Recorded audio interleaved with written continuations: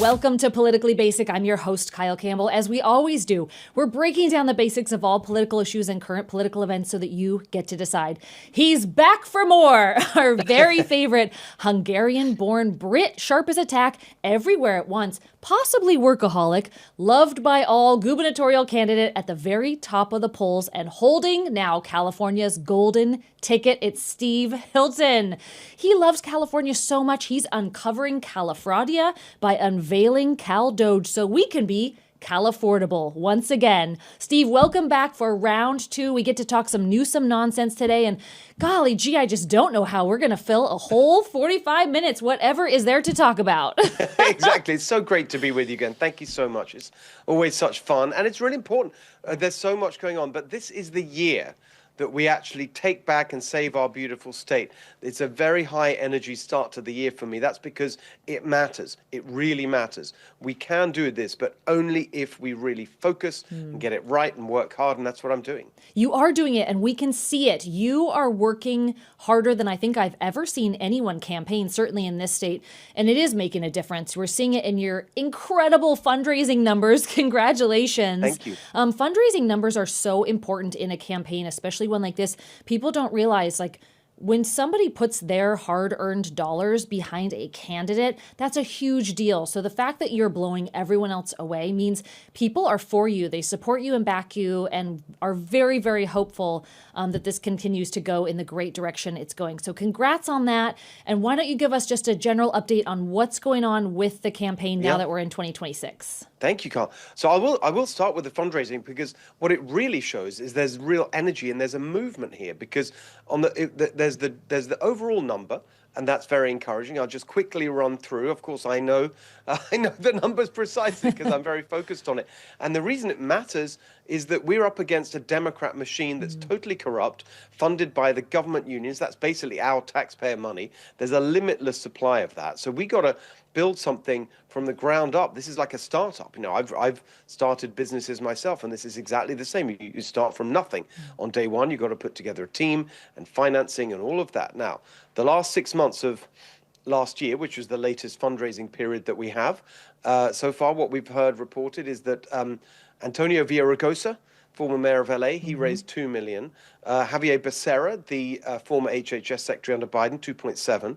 Katie Porter and Eric Swalwell, I know these, as the president might say, they're not sending their best, but they right now are the top of the Democrat field. They raised $3 million. I raised $4.1 million. Incredible. So a long way ahead of all the Democrats. My Republican opponent, Chad Bianco, hasn't reported yet, so we don't know what that number is. But I'm ahead of all the Democrats. And the thing that I really get excited about is not of course, the overall number means a lot. That's very important in terms of the resources we have. But actually, the really exciting thing is that from zero, we have now got to over 30,000 unique donors. Wow. Remember, I've never run for office before. So I don't have an established base of donors and supporters and all that. So what you're seeing in that number, over 30,000 individual donors, which is very high. I mean, I'm running against these people like Katie Porter and Swalwell. They're in that sort of territory. They've been running for office for years, running for Congress and so on. So this really shows the energy, the grassroots aspect of this, because exactly as you say, when someone's made that commitment, even if it's, like a $5, $10, which I really appreciate, because I know that the people who give that kind of money, it really, thanks to these insane Democrat policies, everyone is struggling financially in California because it's such a nightmare with the cost for everything and the taxes. And so when someone parts with their hard-earned money for me, it's exactly as you say, it's the commitment. And I know that they're going to be a force in terms of campaigning and spreading the word. So it's really, really fantastic that we've had that that real success on the fundraising front, which translates into campaigning. Well, people believe you. You're a very genuine person, and that can be hard to find in the political space. But we see you working so hard. You're speaking to the media, to everyone. You're up and down this gigantic state. You are just really rolling your sleeves up and hustling, and it matters to the voters. So thank you for the way you're campaigning. The other really smart thing that you've done, and I haven't seen any other candidate do, is you have built a remarkable team of people around you who you are going to take to Sacramento with you. You're calling it the golden ticket. I love this so much. Tell us about your golden ticket. So this is based on my knowledge, understanding, experience in pretty much everything I've done in my life. Most of my career, as we've discussed before, has actually been in business. I've worked in business all around the world. I've started my own companies back in the UK and here in California, including restaurants back in the UK. That is a very tough business. And then for a while, I worked inside the government in the UK, senior advisor to the Prime Minister, taking on the bureaucracy, trying to make change happen. Whatever I've done like that, it's not just one person. It is a team. You never accomplish anything on your own. You have to have a team. You know that. I know that. Anyone who's watching knows that because it's true in every walk of life. But it's not normally done in California politics. And so normally what you have are these statewide offices that get elected, all individually, all independently, and then they get to Sacramento and they never talk to each other, which is ridiculous. Now, the rules haven't changed. The offices will continue to be independently elected. What's changed with my campaign is that I have asked people to run with me as running mates, and we are already working together as a team. I'll just run through them quickly and then give you a couple of examples of how we are already working together. So my running mate for Lieutenant Governor, Gloria Romero, a Latina who has tremendous experience in California politics. Remember, I'm going to Sacramento as an outsider. She was there for many years as the leader of the Democrats in the state Senate. Now, she was always very passionate about school choice and parent power. That was one of her main focus areas. Of course, that brought her into direct conflict with the teacher unions. So they hated her. And so she worked with Republicans to get measures that empower parents. For example, the Parent Trigger Law passed many years ago. So she's used to working across the aisle. But actually, as she puts it, the Democratic Party left her. It's gone so far to the left since she was there. Gloria Romero joined the Republican Party. She joined actually in an event that I hosted in 2024. She endorsed President Trump. She spoke at the Coachella rally. And now she's running with me for Lieutenant Governor.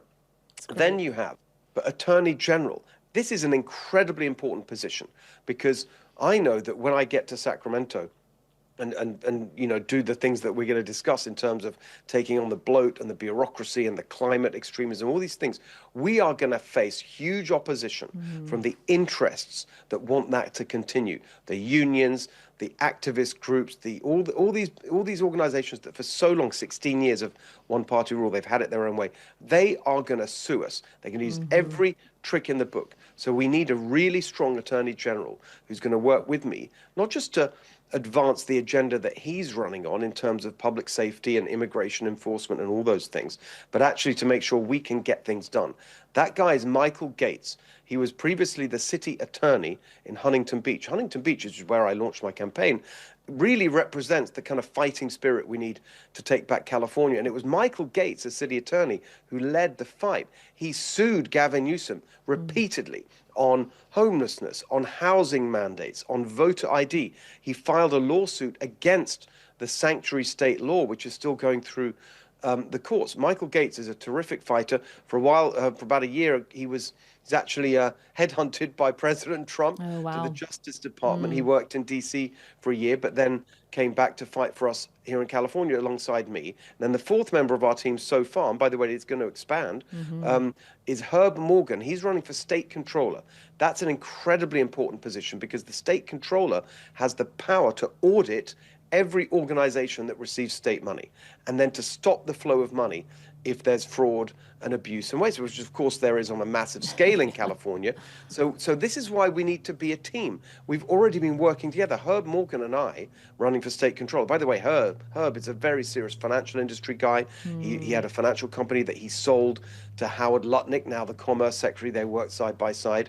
So very, very impressive, serious, qualified person for that role. We've been working together for months now on putting together what hasn't just been announced as Cal Doge. We announced that this week, but before that we set up a fraud hotline together, califraud.com, to get whistleblower tips for fraud. Herb and his team have been going through that. Michael Gates for Attorney General. We were talking just last weekend about our position on what you see happening in Minnesota and Minneapolis.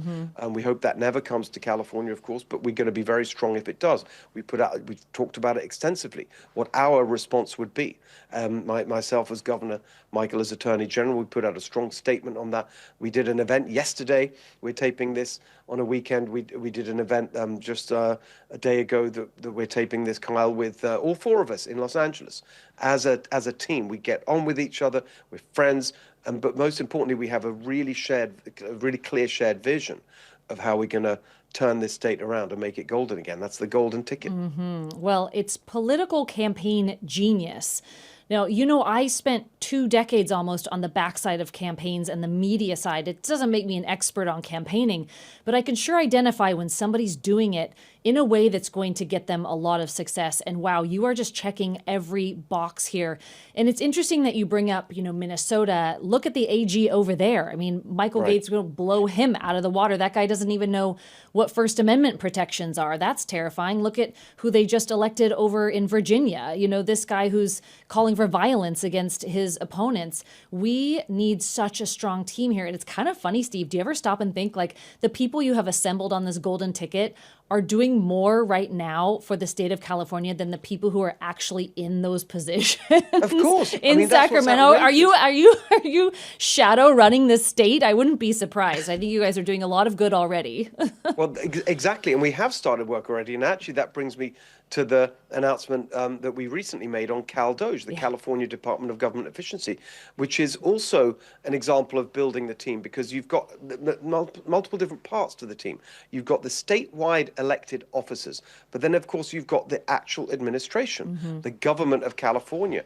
And when people ask me, well, Steve, when you're elected, how are you even going to make change happen, considering the Democrats will most likely still control the legislature, which, by the way, I'm fighting to make sure that doesn't happen. We're fighting to break the Democrat supermajority. So I see my role as governor candidate also to help elect Republicans at every level of the ballot, as well as across the field in terms of the statewide offices. So I'm hoping we can actually end the Democrat supermajority this year.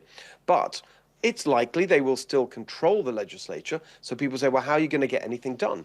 The way we get things done, apart from vetoes and appointing judges and all those things, the main way actually is the fact that as governor, you run the executive branch. You control hundreds of agencies, literally over 200 agencies, thousands of appointments. And so that the personnel choices you make there are incredibly important. So CalDOGE, the announcement we made this week, really starts to get into that.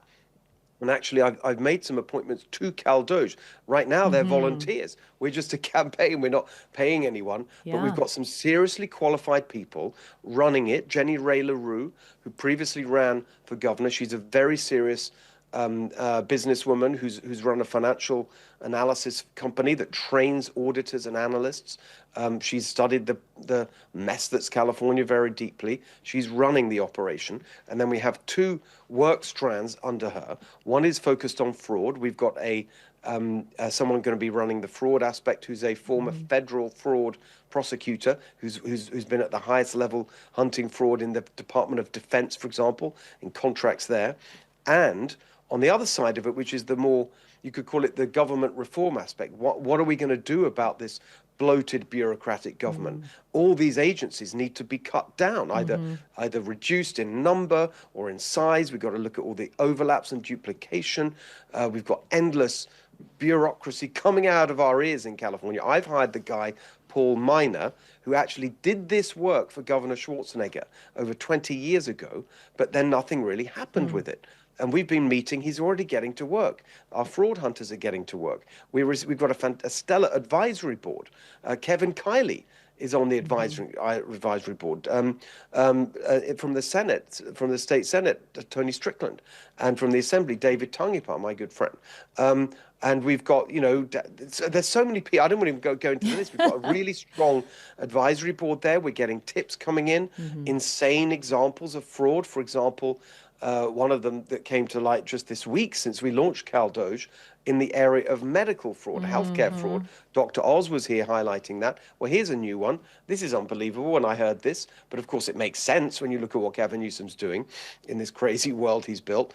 Because of the free healthcare for illegal immigrants that Gavin Newsom has been funding to the tune of up to $20 billion a year now, when you add in the direct payments and everything associated with it, we now have actual Mexican citizens who live in Mexico claiming healthcare benefits from California. And they're getting, for example, prescriptions, and they're free. and it's being picked up in California by a friend or relative, sent to Mexico, including Ozempic that we're paying for Oh, Mexico. good. Oh, great. Let's make the people of Mexico skinny again. That sounds good. Our Let's money. pay for that. And because and now we have fake illegal immigrants taking our money for healthcare, and you just think, what is going on? It's insane.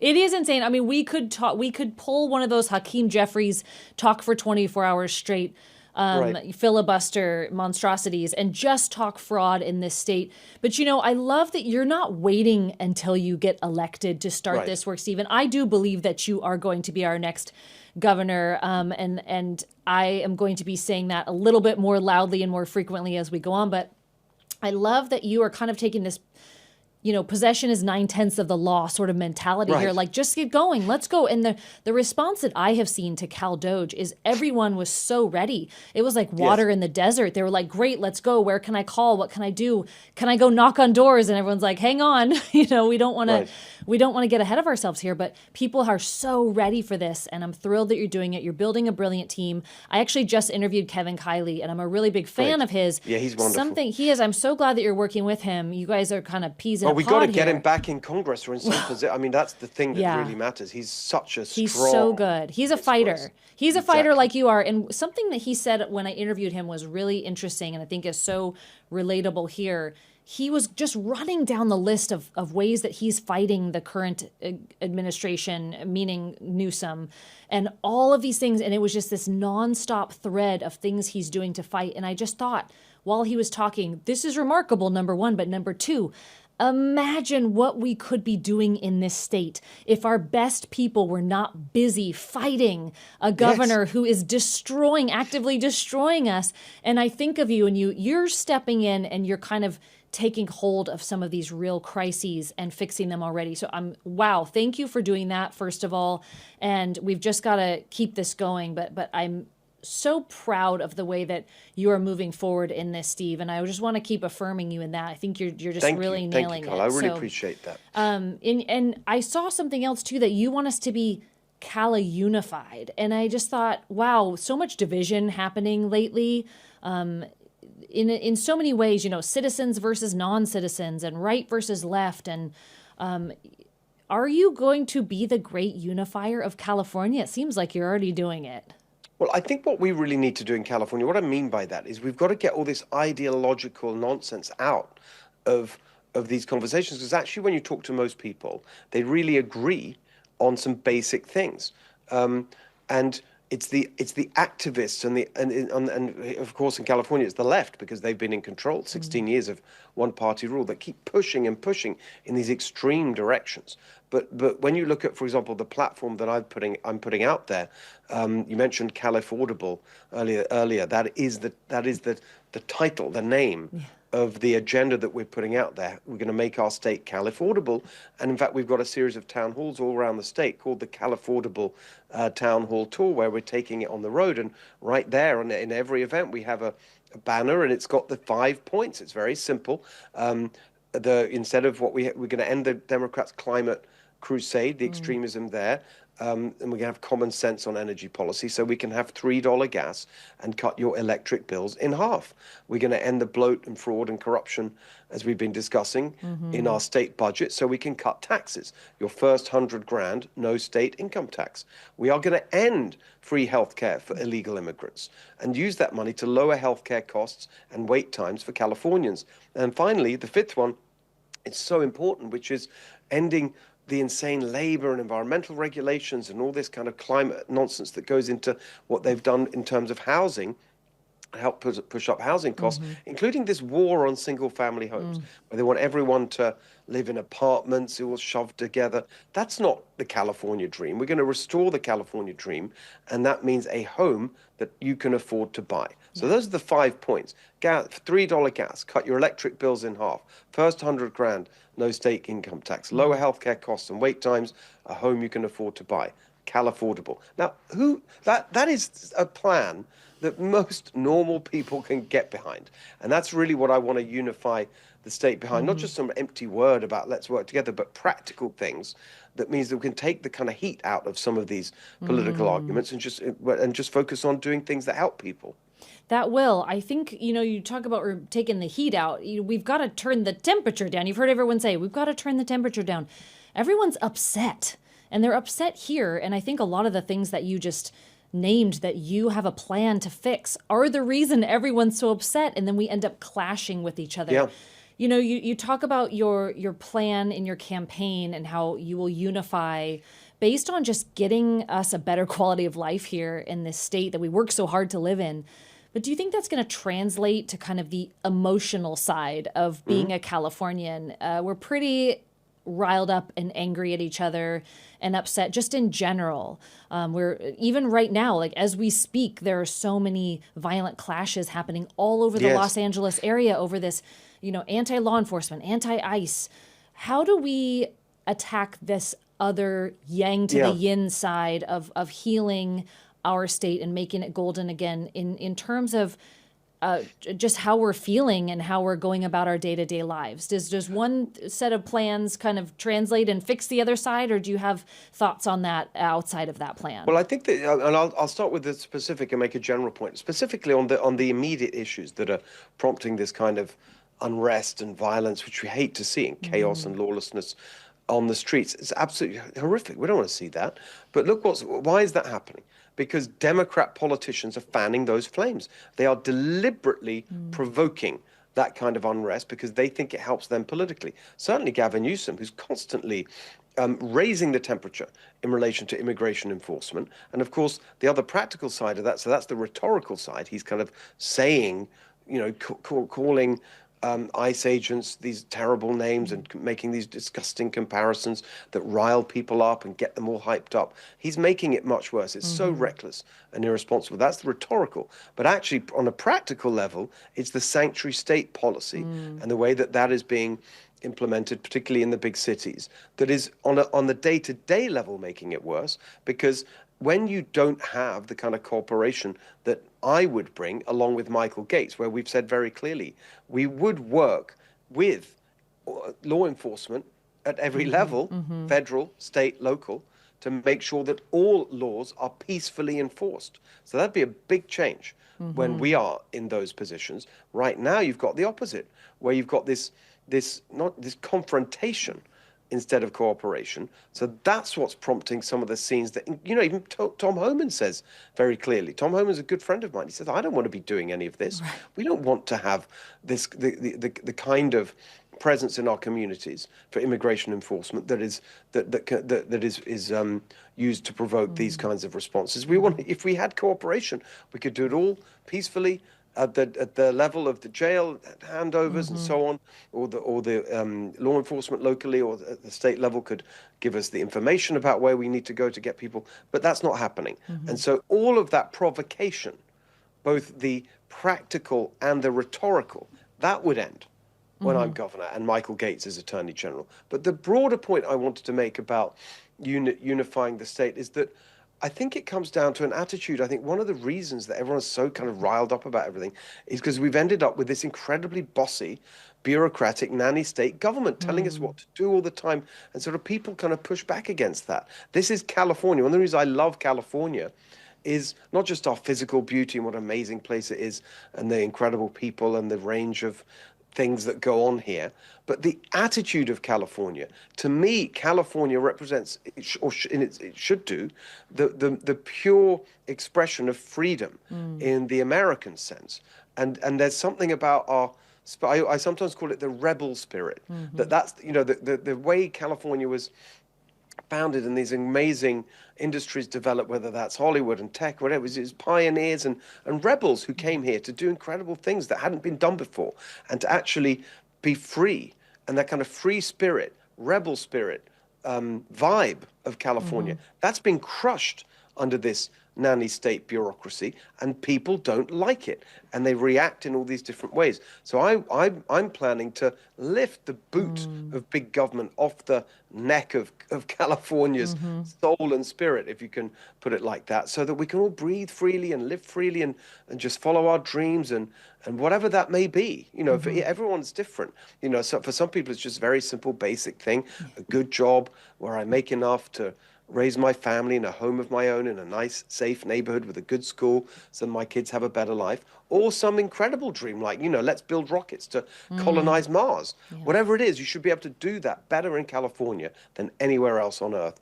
We've really lost sight of that, and that's what I want to restore. Well, amen to that. You said that so well. That really encapsulates why we're all here and what we feel this state could be, and we've just gotten so far off track from that. I mean, to the point, Steve, where you have a presidential administration who is literally stepping in to take over things. Trump said he's going to have to come take over the rebuilding process in the Palisades. And you know what? People are okay with that because what would happen under a Gavin Newsom is so disastrous. I mean, are we even still having the Olympics over here? Is that going to even be a reality for us? That's something that we should be so proud of. Once again, it was here many years ago. These things that we should be showcasing as one of the larger states and this huge economy and this beautiful landscape, we can't even handle some of these things. So what do you think about all of that? I mean, do you think Trump's right to step in and take over here? Well, because they're not getting it done. And actually it may, of course, they pretend that they are, but they're not. I mean, I was there.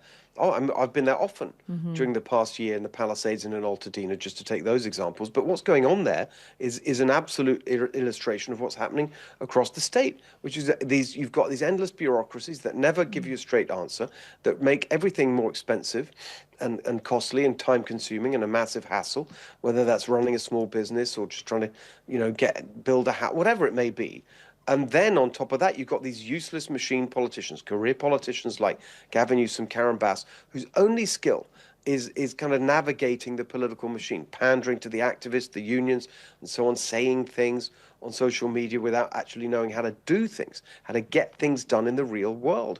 And so I always think, for this job of governor, when I think back to the experience that I've had, one of the things I talk about the whole time, actually, increasingly, is what I learned in my first job, which was actually project manager for a construction company. And you could say, well, many years ago, kind of a lowly job, but it teaches you basic things. Like you got to focus on results and outcomes when you show up to the construction site and say, okay, what's going on? Why isn't that built? If you guys don't do that thing, this team can't start with that, and they're late, and we're going to lose money, and etc. Just very simple, practical things that actually, to everyone listening and watching, working in a real job, is just normal. It's not even complicated. It's just the basic mindset and attitude that you get in business. But we don't have that with these politicians. And so nothing happens. I mean, my favorite example, it's a terrible example, but I'll just give it to you. Perhaps we even talked about this last time, but it captures what I'm talking about so precisely. Karen Bass, about 4 or 5 months into the rebuild that hasn't happened, put out something on social media. It was a post on social media that said, I have just signed an executive order streamlining permitting to help rebuild LA. I remember thinking, great, 4 months too late, but whatever, I'll take it. But then I watched the clip of her from the actual announcement press conference. This is what she actually said. I've just signed an executive order tasking agency heads with developing paths forward to streamlining permitting. So nothing. Nothing. She said and nothing. That's it. In a way, that captures everything that's wrong with California. You have these bureaucratic-minded people. They think that a process is the same as action. That's why nothing happens. That's why the bureaucracy gets more and more bloated and more costly. And President Trump's just cutting through that. Yeah. Says, no, we're sick of this. We've had enough. You failed. We're going to get it done. Yeah, it's a kind of interesting confluence, right, of when a federal government actually needs to step in. It brings up a big question for voters, though, and it's something I haven't heard other people talk about. I'd really like to hear your plan going forward as governor to then work with the Trump administration and future presidential administrations, because Newsom's goal really this whole time has just been to oppose and fight and sue Trump, despite asking for billions in aid and funding, right? What is your approach to a state governor working with federal government in a normal, healthy, appropriate time? Well, it's just, again, it's kind of obvious. Your job as governor is to get the best results for your constituents, in this case, the citizens of California. And so you have to work with whoever can help you do that. That's it, in a practical way. And that doesn't mean you always have to agree with people you work with, but you certainly have to try to be cooperative. Now, the difference is, and whereas with Newsom, he's not even pretending to be interested in doing his job. He literally sees this job as an opportunity to get his next job, which he's running for, which is president. And so the only thing he's basically focused on is finding opportunities to troll President Trump, to build his support among the far left base that are going to be decisive in the primary for the Democratic nomination. That's all he cares about. And by the way, one good thing of having myself a naturalized citizen, proud American now, I should note, I mean, this may even have happened since we last spoke. I've now renounced my UK citizenship. Yes. So I'm all in for... You're all ours. Exactly. But one of the advantages of having a naturalized US citizen is I can't run for president, even if I wanted to, which I don't. The greatest honor of my life would be to be governor of California. But you've got to work with them. And so the advantage, certainly for at least 2 years, my first 2 years, will have the Trump administration. And they're my friends from the president on down. I mean, I'm good friends with half the cabinet. Very important positions that really will affect what happens in California. Interior Secretary Doug Burgum is a friend of mine, very important in relation to forest management and so on. You've got so many, Brooke Rollins, the Agriculture Secretary, very close friends with Brooke.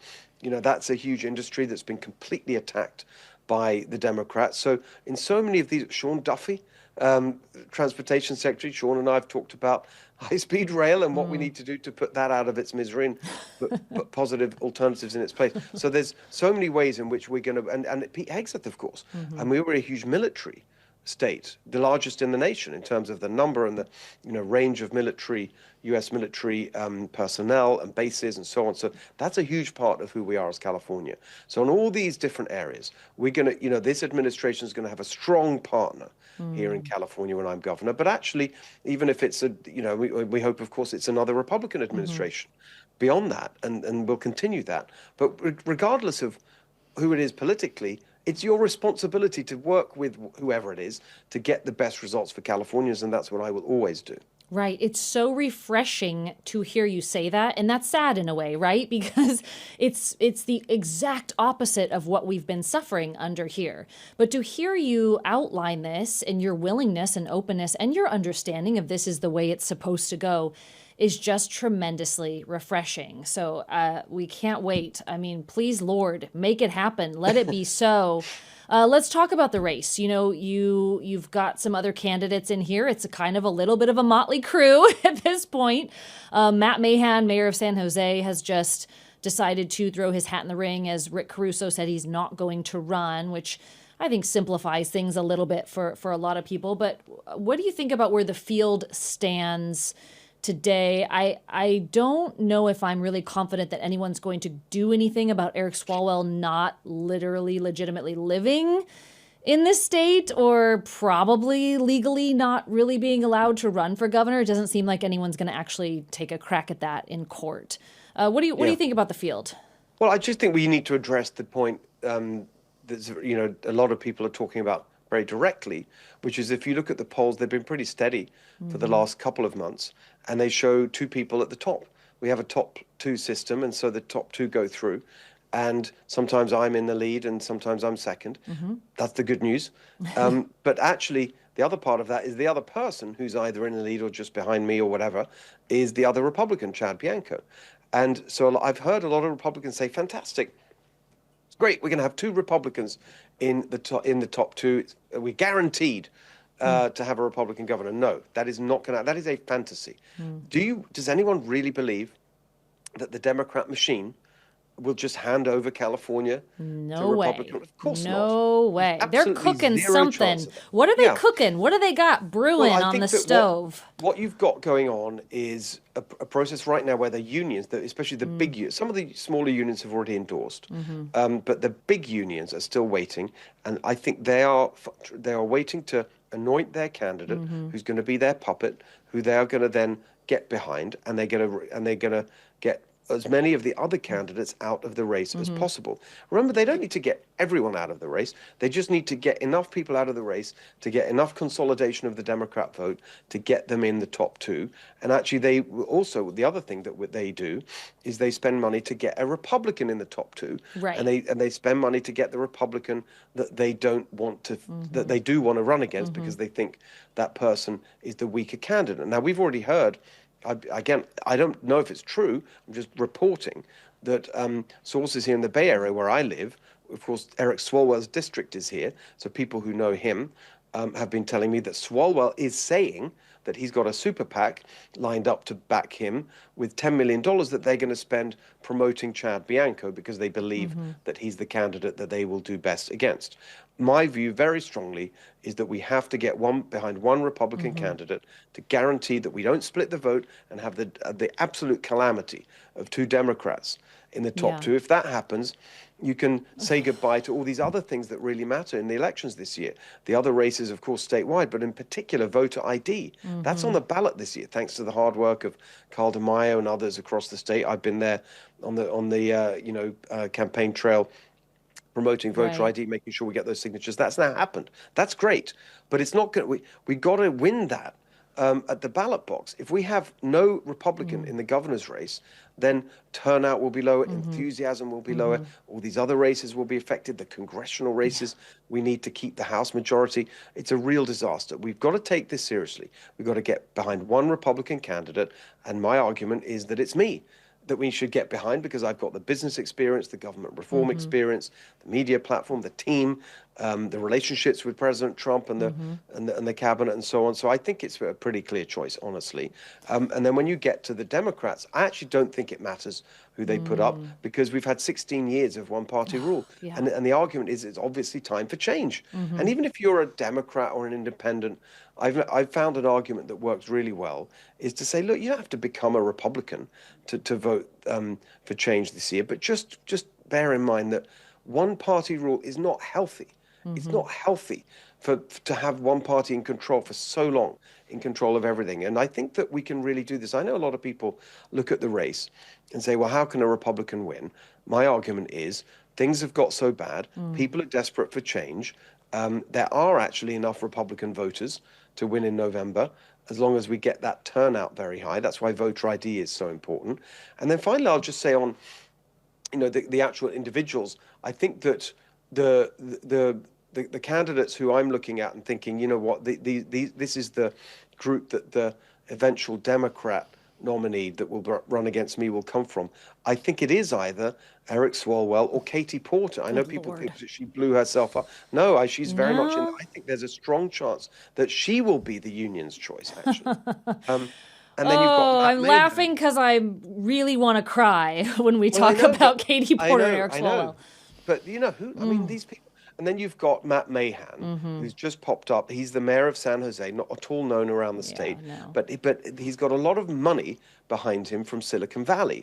And the reason for that is that even though they may actually, even people who may have supported President Trump, they don't believe that a Republican can win. And so they think the best bet is what they call a moderate Democrat. He's not moderate. He's a tax increasing. If you look at what's happened in San Jose, they just passed a sales tax. There's another one. He's behind all of that. Yeah. He's in favor of higher taxes. In the reports when he announced that he was running, it said he's squarely in line with Democrat orthodoxy on whole immigration, climate change. For goodness sake, that's the main reason everything's so expensive in California. The gas prices, electric bills, housing. So you can't have so. Basically, if you vote for a Democrat, if a Democrat becomes the next governor, nothing will change. It's very simple.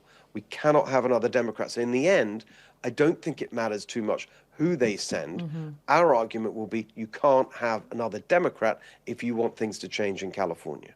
They might change for the worse, actually. Those are two Well, exactly. very, very weak, easily Great manipulated, point. I don't want to call them leaders. They're not, and they're bought and paid for. And I think what you're saying is so important for people to understand in this whole conversation. I want them to get the strategy behind getting through the primary here, and you absolutely nailed it. It has to be full force behind one candidate. And the more I talk to people, experts in their fields, and I'm interviewing a lot of people and talking to brilliant politicians and leaders just like yourself, Steve.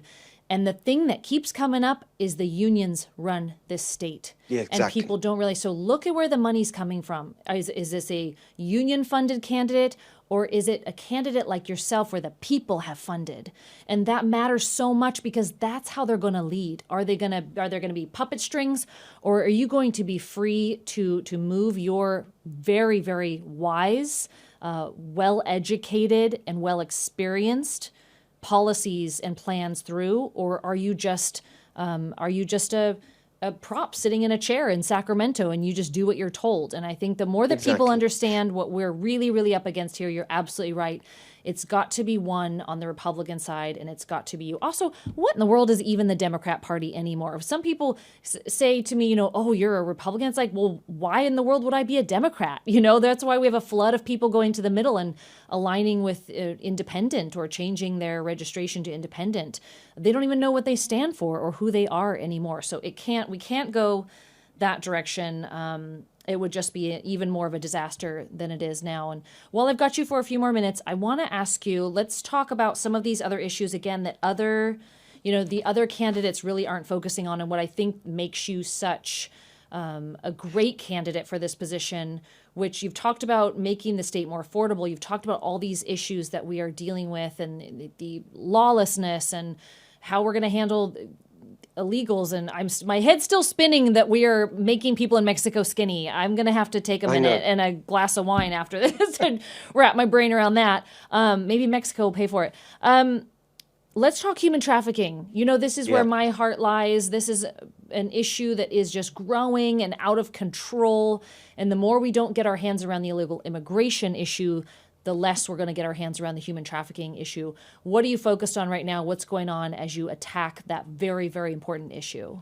Well, it's such a absolutely massive scandal that's just not being talked about. The fact that we now have in California, just before Christmas, a couple of weeks before Christmas, I actually went out with a group of pastors who've been doing incredible work rescuing young girls, sometimes very young girls. Yeah. And sometimes young boys from the clutches of these despicable, evil, there's no other word than this is pure evil, criminal gangs who are trafficking these children for sex. And the heart of it is in Los Angeles. It happens across the state. And the Super Bowl is coming up. And I know you're really, you've been such a leader on this, and I've learned so much from you and what you've told me about this. But I saw for myself, there's a place called Figueroa Street. It's a big, well-known street in Los Angeles, very long street, but there's a section of it, basically a 3-mile section called the Blade, where it's just this, it's been described to me as the world capital of child sex trafficking. I went out there on a Friday night and I saw it for myself. I've never been so, it's in broad not daylight, it's at nighttime. But by the way, we went back on Monday morning to do a press conference laying out my plans to stop this evil trade. And 9 a.m. on a Monday morning, it was still going on behind me, just accidentally. And the shot, you could see the video. And so, but we saw girls, we're driving up and down, and we were with this team that I was with, trying to identify two particular girls where the parents had notified them that they're missing. And actually, we didn't find them that night, but the amazing thing is that they were found within a couple of weeks after. Wow. But the point I really want to get across here is that when you hear that term trafficking, you may think this is all, girls or boys or whatever trafficked from other countries. And there's certainly some of that. But the vast majority are from American kids. There are kids. Our kids, and including from within California. This is not, I mean, it doesn't make it any better or worse. It's just, but I'm just stating a fact that these are our kids. I'll give you one story that I learned. There's a true story that really captures what's going on here. A 14-year-old girl in it was near Temecula, somewhere like that, in Southern California, was she'd bought some drugs, and he goes, okay, fine, shouldn't have bought drugs, but she did, some weed, and owed some money, and posted on to her social media about needing some money. Some disgusting trafficker saw it, connected with her. They met, said, I can help you. I think they said within 3 hours. Within 3 hours of their first meeting, she was out on the street being pimped for sex on Figueroa Street. They'd driven her up to LA, made her change of clothes, give her some drugs to, and there she was. I mean, it's just unbelievable. And they actually found her pretty quickly. And I believe I'm getting either, this is what I was told, in the course of the 5 days or so before they got her, she had been traded between different gangs 3 or 4 times. Oh yeah, absolutely. And I tell that story so in detail fast. because people have to understand the anatomy of this. It's not, and the final part of the story that's incredibly important and starts to get to how we stop it is a huge proportion of these kids are coming from foster homes. Yeah. And so actually the origin of a lot of this is government failure. Is kids who've been already let down by the system, and they're in foster homes, and they go, often even when they're returned to the foster home, they go back on the streets because the foster home's so bad. So there's a whole plan that I've laid out. You can find it on my website at stevehiltonforgovernor.com. There's a law enforcement aspect. I mean, I think we need federal assistance here. We need, I've laid it all out. We need to reform all the, child and family services in California are doing such a terrible job. Foster homes, there's a whole, and I, and you and I, Carl, will be talking much more about this because it's God a bless you for doing shameful it. situation. It's a nightmare, and people don't know, and so God bless you for doing this, for talking about it. And I will just strengthen what you just said by telling everyone that the policies, the legislation that has been coming out of Sacramento these last 4 years only further the problem. They inflame the problem. They disallow law enforcement from getting those children off the street or even approaching them. They make it so that traffickers have easier access to these kids. Some of these kids are being trafficked while they are inside a foster home. And it is just an unimaginable, nightmarish, hellish evil and wickedness that is pervasive across the state. No one's talking about it except you, Steve. And I cannot affirm this strongly enough and thank you strongly enough for doing something about it. It has been ignored, and it's just getting worse and worse. And it's our children, it's our kids. Everyone's child in the state of California is vulnerable to this. And so thank you for keeping the pressure on there. Absolutely. And there'll be much more to come. Yeah. Watch this space. Good.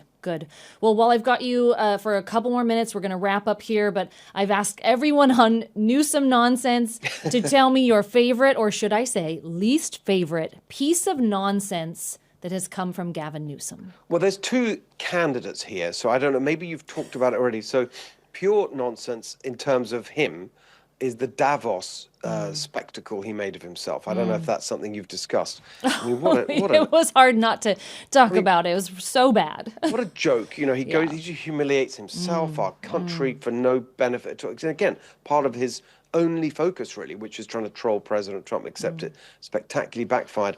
But I think the substantive thing I would point to is something that, moved closer just recently in California, which he's doing nothing to stop, which is this mileage tax. Mileage tax. So now it's not enough that we have the highest gas prices in the country, highest gas tax, vehicle registration. That's something I pointed out. We have that's the highest in the country. In most states, to register your vehicle, it's under $100. In California, hundreds, sometimes thousands of dollars, because they keep layering on all these different fees and taxes. I laid out my plan to cap that at the basic registration fee level, which is $71 a year.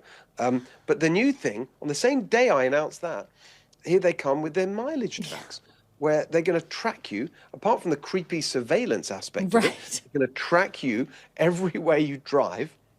and then they're going to charge you per mile. And again, the estimate is this could be over $1,000 a year. They're insatiable demand for more and more of our money to go into their bottomless money pit. No way. Yeah. If that comes up as governor, I will absolutely, enjoy vetoing it. Good. What's the best thing he's done for the state of California while he's been governor? Well, I've been asked this. I do agree with, I had to think quite hard. I know. I love to just slip that one right in at the end. Anything good.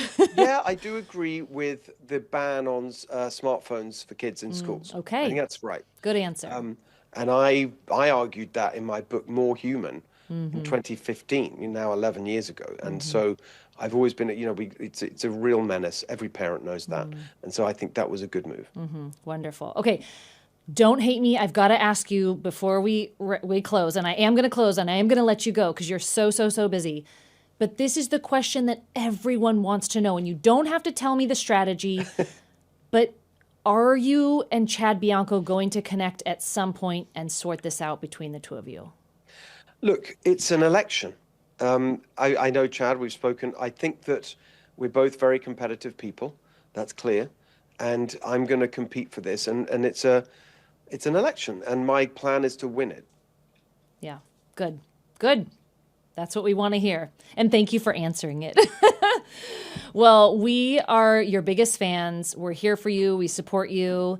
And I'll encourage anyone I talk to support you as well, because every conversation I have with you, Steve, and I've had the pleasure of a few now, you just get better and better. And we can tell that you are in this mind, heart, body, soul, and spirit. Exactly. And thank you, because we know it's not easy. So we're praying for you, my friend. Thank you for coming on again. And I'm so excited that I get to see you in person soon, too, here in a few Absolutely. weeks. Thank you, Carl. Great to be with you today. Appreciate it. Thank you, Steve. And thank you all for joining us on this episode of Politically Basic. We remain committed to breaking down the basics so that you get to decide for yourself. Please be sure to check us out at politicallybasic.com and follow us at Politically Basic on all socials so you don't miss an episode. And we'll see you next time.